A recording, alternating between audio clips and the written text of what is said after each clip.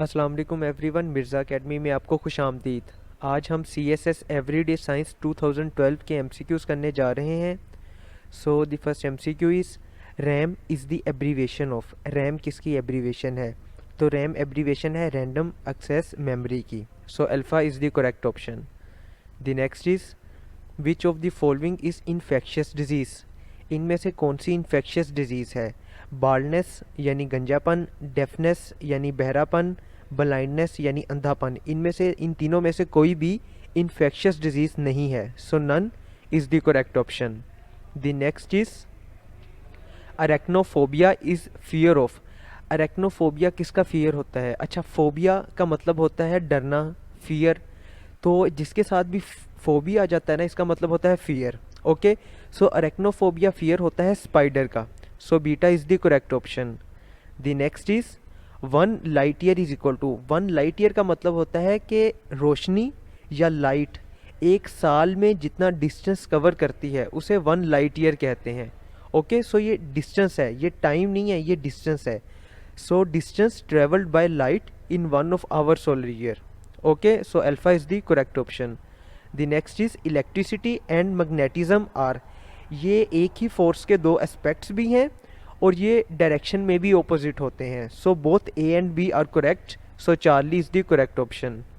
The next is richest source of omega 3 acid is. Omega 3 acid का जो richest source है वो है fish oil. Okay, the next is which of the following is a mammal.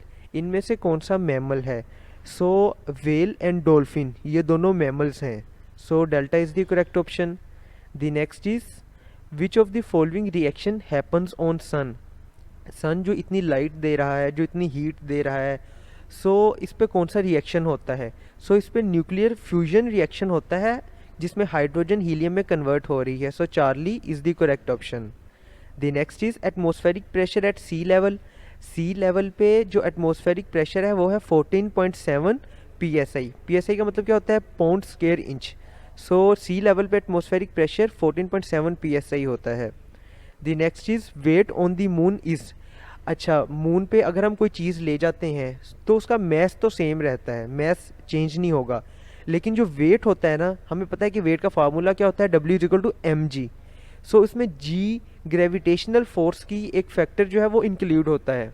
Okay, सो जी जो है, जी की value moon पे जाके चेंज हो जाती है। अर्थ पे तो ये 9.8 के करीब है, मून पे ये डिफरेंट हो जाती है, यानी कम हो जाती है। सो वेट भी कम हो जाएगा। सो वेट जो है ना वो 1/6 रह जाता है। Okay, the next is Ibn Zohr writer of al Taysir was famous for his contribution in. अच्छा, इब्न ज़ोहर एक साइंटिस्ट थे, एक राइटर थे। इन्होंने एक बुक लिखी थी अल तसीर। तो उन्होंने पूछा कि अल तसीर ये किसके बारे में थी, यानी इब्न ज़ोहर ने किस फील्ड में अपनी कंट्रीब्यूशन दी थी? तो इन्होंने अपनी कंट्रीब्यूशन सर्जरी की फील्ड में दी थी, मेडिकल की फील्ड में। Okay, so alpha is the correct option. The next is in his book किताब अल जबर वल मुकाबला अल ख्वारिज़मी। अल ख्वारिज़मी में इसमें लीनियर और क्वाड्रेटिक इक्वेशंस को सोल्व किया था। ओके, क्योंकि अल ख्वारिज़मी जो थे वो एक मैथमेटिशियन थे। सो beta is the correct option. The next is truth is sought for itself but the truth are immersed in uncertainties and the scientific authorities not immune from error। ये किस स्कॉलर ने ये बात की थी? तो ये जो स्कॉलर थे वो थे इब्नुल हैसम और ये 11th सेंचुरी के एक स्कॉलर थे। Okay, the next is what is the correct sequence of inner planets of solar system. अच्छा, प्लैनेट्स ऑफ सोलर सिस्टम का जो सीक्वेंस है वो चार्ली में बनता है। मरकरी सबसे पहले आता है, then Venus, then Earth, then Mars. So Charlie is the correct option. The next is sun is a. Sun जो है वो एक येलो ड्वार्फ है। So Charlie is the correct option. The next is Galileo was persecuted for his belief date.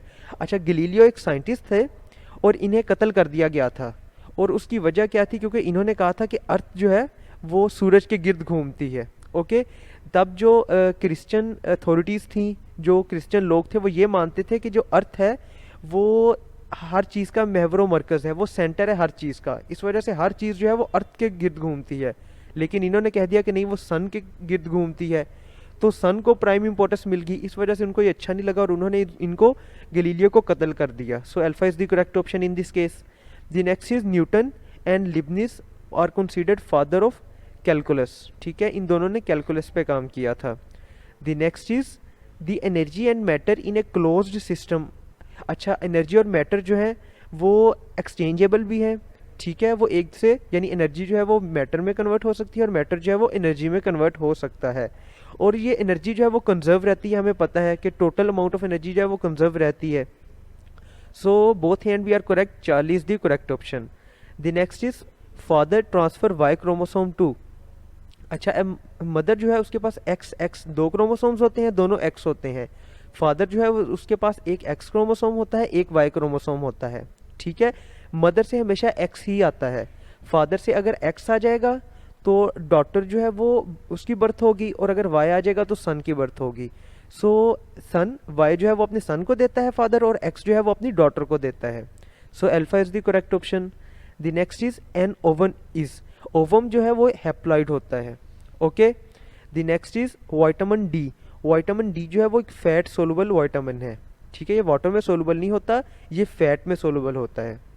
The next is chromosomes are found in. Chromosomes जो है वो nucleus के अंदर होते हैं, सेल में।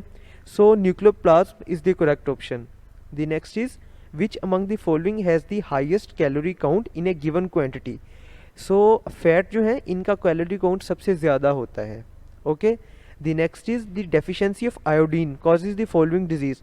आयोडीन की डेफिशिएंसी की वजह से गोइटर हो जाता है, ठीक है। अक्सर आपने देखा है कि लोगों के गले बहुत बड़े हुए होते हैं, तो वो उसको हम गोइटर, उस कंडीशन को गोइटर कहते हैं, गले जो है वो बहुत बड़े हो जाते हैं। सो ये आयोडीन की कमी की वजह से होता है, इसी वजह से कहा जाता है कि आयोडीन वाला सॉल्ट यूज़ करें आप। The next and the last one for this video is which among the following is known as the brain of computer. Computer का वो जो ब्रेन है वो सीपीयू या कंट्रोल प्रोसेसिंग यूनिट या कंट्रोल यूनिट को कहा जाता है। So Charlie is the correct option. Let's end here. If you have any question, any query regarding it, you can ask in the comment section. Thank you.